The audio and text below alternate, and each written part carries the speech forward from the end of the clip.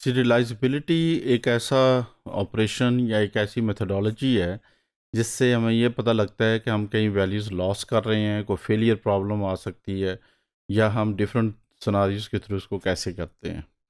Recently हमने examples की हैं कि सीरियलाइज़ेबिलिटी की वजह से डिफरेंट ट्रांज़ैक्शंस सीरियल या नॉन सीरियल परफॉर्म होती हैं। तो कुछ ट्रांज़ैक्शंस नॉन सीरियल में हम वैल्यू लॉस कर सकते हैं, इनकरेक्ट आ सकती हैं, और कुछ वैल्यूज़ में हम करेक्ट लेते हैं लेकिन वो रिज़ल्ट सीरियल की तरह होते हैं। तो इस प्रोसेस को हम सीरियलाइज़ेबिलिटी कहते हैं। इसके बेसिस पे हम serialisability with the help of conflict discuss करेंगे कि कैसे मैनेज होती है। एज एन एग्जांपल हम वन एग्जांपल लेंगे जिसमें हमारे पास दो डिफरेंट स्केजुअल्स होंगे, और इन स्केजुअल्स में ए और बी की फॉर्म में हम देखेंगे कि ये कैसे मैनेज होती है।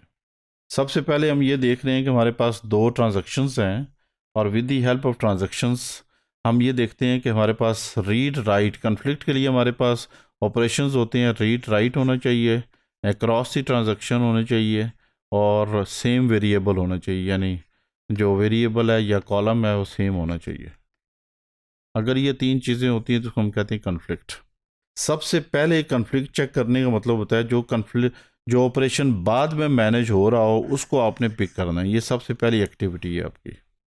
इसके बाद आपने across the transaction same variable देखना है, जो कि अगर रीड है तो राइट होना चाहिए, राइट है तो रीड होना चाहिए। इसका मतलब है कि हमारे पास ये राइट का ऑपरेशन है, ये रीड का ऑपरेशन है। तो यहाँ से हम इसको नंबर 2 पे हम चूज़ करेंगे। तो सबसे पहले जो ट्रांजैक्शन बाद में मैनेज हो रही है, क्योंकि हमारे पास जो टाइम है वो ये आ रहा है, तो ये हमारे पास टाइम यहाँ पे T2 था। यहाँ पे लेट्स सपोज हमारे पास टाइम जो है वो 2 और 2 4 और 1 5 हो जाएगा। तो यहाँ पे हमारे पास टाइम जो है वो 7 या 9 होगा। तो इसका मतलब ये है कि सबसे पहले आप वो परफॉर्म करें, हमारे पास वो वाली ट्रांजेक्शन का ऑपरेशन चूज़ करें जो कि बाद में आए।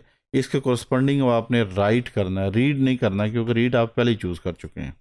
इसी तरीके से अब हम रीड ऑपरेशन बाद का पहले चूज़ करते हैं, यानी ये हमारे पास तीसरा होगा, और उसके बाद इसके कोरस्पॉन्डिंग राइट हम 4 लेते हैं। तो this is how things are manage. तो ऑर्डर का आपने ख्याल रखना होगा। इस पर्टिकुलर एग्जांपल में with the help of conflict हमने फाइंड आउट किया है। तो ये conflict kind of serial schedule as a one example manage होगा।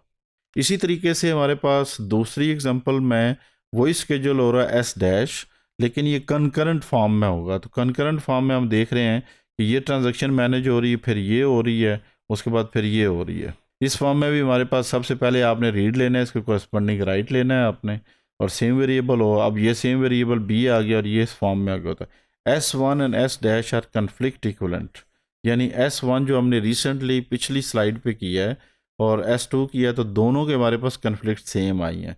तो S1 produce the same result of S1। S dash का वही रिजल्ट होगा जो S का होगा। तो इसका मतलब यह है कि इन वैल्यूज़ को आप बगैर पुट किए आप मैनेज कर सकते हैं कि हम दो स्केड्यूल को कैसे कंपेयर करके उनकी कन्फ्लिक्ट इक्विवेलेंट फाइंड आउट कर सकते हैं। इसी तरीके से हमारे पास दो स्केड्यूल दिए हुए हैं ए और बी, और इसमें डिफरेंट ट्रांजैक्शंस हैं। तो इस पर्टिकुलर केस में भी हम ये दोनों सीरियल हैं, तो जो रिज़ल्ट सीरियल का होगा, यानी जो रिज़ल्ट इसका होगा, और वही रिज़ल्ट जो है वो इसका भी होगा। इसमें भी आप डिफरेंट वैल्यूज़ एक्स की, वाई की और एम की और एन की आप पुट करके देख सकते हैं, जो कि हम पहले भी कर चुके हैं। मीनिंग इसका ये है कि B conflict equivalent to A means B is serializable. इसका मतलब ये है कि अगर रिजल्ट दोनों के सेम आए तो हम कह सकते हैं कि बी जो है वो सीरियलाइजेबल है। This is another way to manage the serializability check by managing or comparing with the serial schedule result.